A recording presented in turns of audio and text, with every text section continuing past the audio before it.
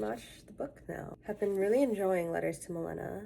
I think I did watch a video that explained a little bit more about their love story and everything like that, just for context. I really have been thinking about this part in one of the letters that he wrote to her.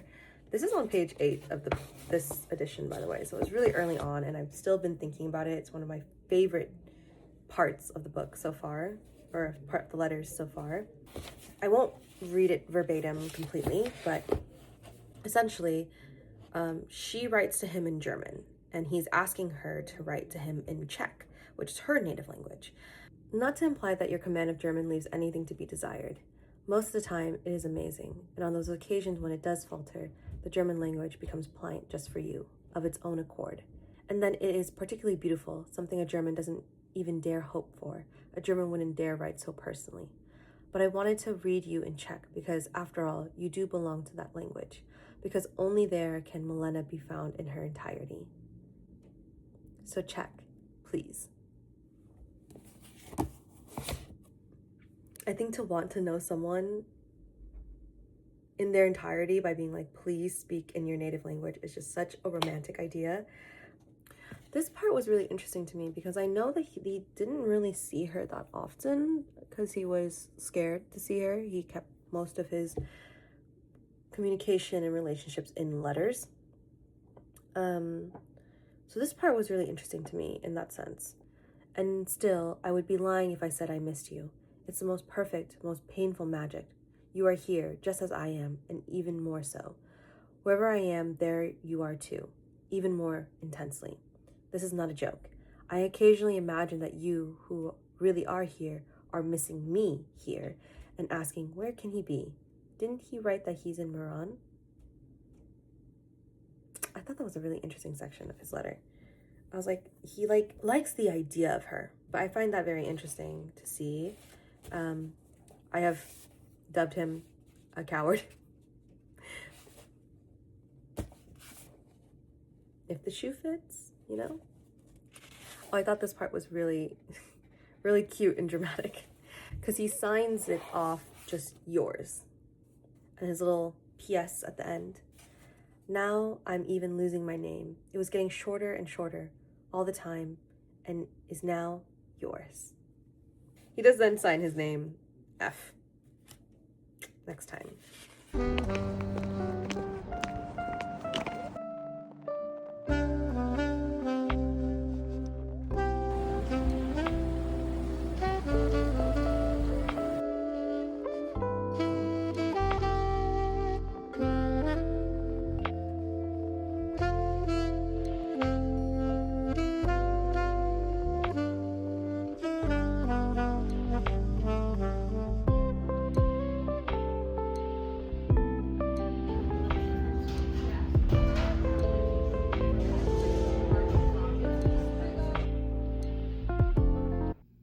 It's nearly 3 in the morning, but I've been working on this thing since September of 2024.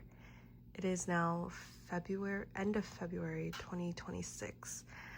Dango's being incredibly cuddly right now.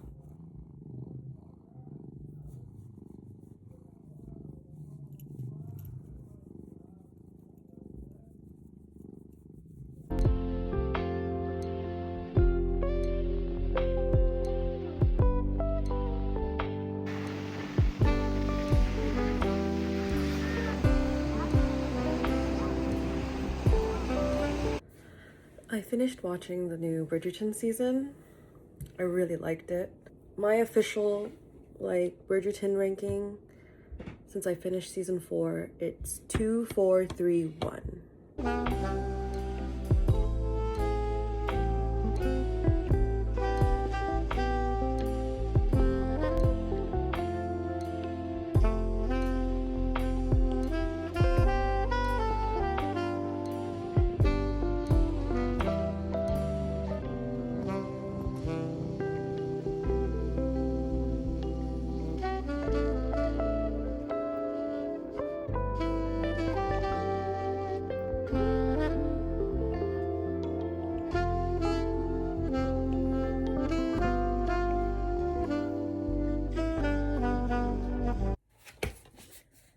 finished Butter. I think one of the things I really enjoyed about this book was the themes about the female experience, the woman experience in Asian society, specifically pertaining to, I would say, like body image, relationship with food, because we have it centered around a case about a woman who uses her feminine domestic skills, i.e., cooking and cleaning, in order to seduce lonely businessmen and kill them after taking their money.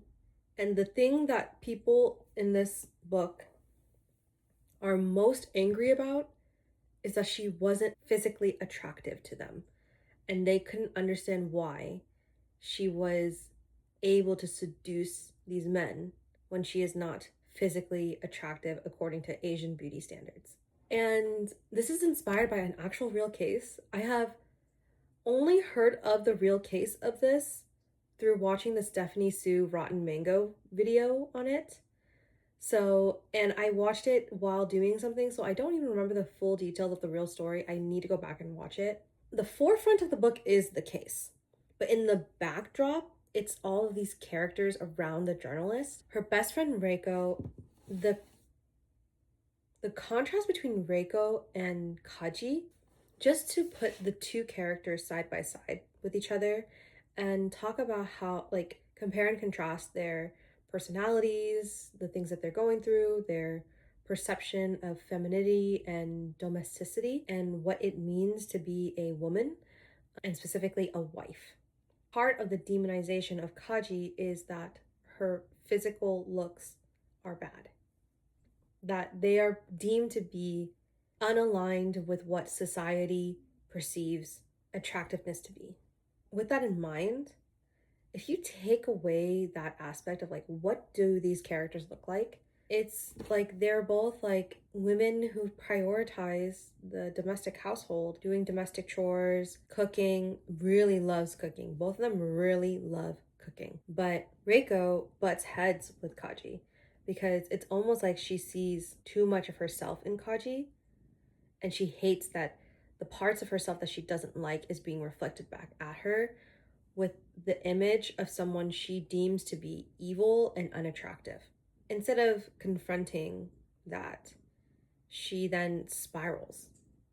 And it takes her spiraling, going through this like crazy like ordeal that she puts herself through in order to realize that there is a difference between her and Kaji. She just doesn't know what that difference is, and she perceives it to be an inability in her that is causing her to not be able to have kids or please her husband and yada yada yada. Overall, I do recommend the book. I think that if you are really interested in, if you're picking this up thinking that it's gonna be a very deep dive into like a crime murder story, I would say no. It is definitely like lit fic. It centers very heavily on the themes. I think that if you want to read something about misogyny, about female friendships, about relationship between food and body, I would read this.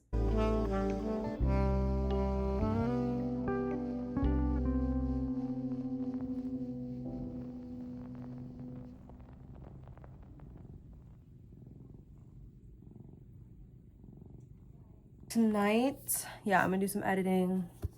I don't think I need to finish it necessarily, so I'm not too worried about that.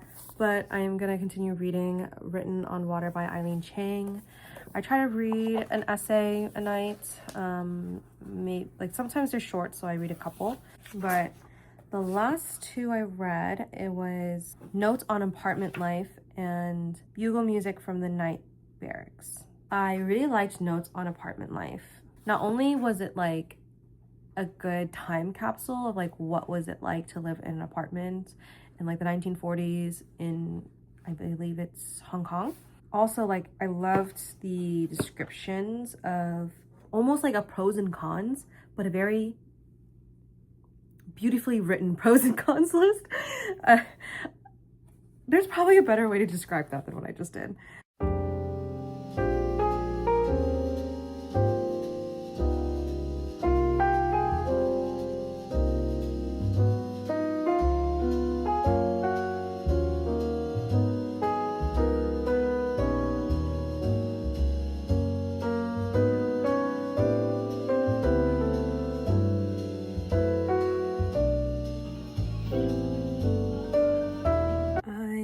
read all day, then took a nap. I ate my Earl Grey chia seed pudding. That was really good. And I have a reading update. So I did finish the Kamogawa Food Detectives. I would say that it's a cute read, but if you've read a lot of like cozy Japanese fiction before, it's not like anything spectacular or really different. It can be a skip if you don't really like the repetitive nature of those like little bite-sized stories. If you are like looking for something that's like a good palate cleanser, I think this is okay for that too. There is a second volume of this. I don't know if I'm gonna be reading it. I got, I wanna say 3 more essays in this before I just need to take a break from it. I'm not a big fan of the speaking of women essay. It was okay. Right now she's talking about a lot of different films, which I'm assuming is because she was watching a lot of films at this time. So, or something, or like just the way they organized it. Haven't found like a new, like, oh, these are the ones I liked kind of pile of essays.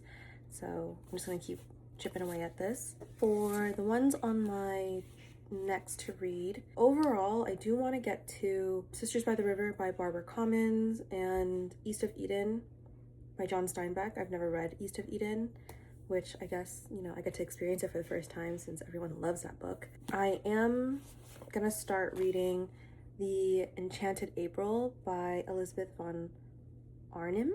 I really want to read this in April, so what I'm going to do is I will just finish the introduction for now, and then once April hits, I will start reading it. And then I confirmed with my friend, so she got me this for Christmas, and she got herself a copy as well. So I am excited. We're gonna start buddy reading this soon. Is The Territory of Light by Yuko Tsushima. Yuko Tsushima is the daughter of Osamu Dazai. I've seen like both of these titles on TikTok and Instagram being like, these are books to read in the spring. And so I'm glad that it is the season to do that. And then I did buy 2 new books at the store today. I got Emi Yagi's When the Museum is Closed and Seshi Yokomizo's Murder at the Black Cat Cafe.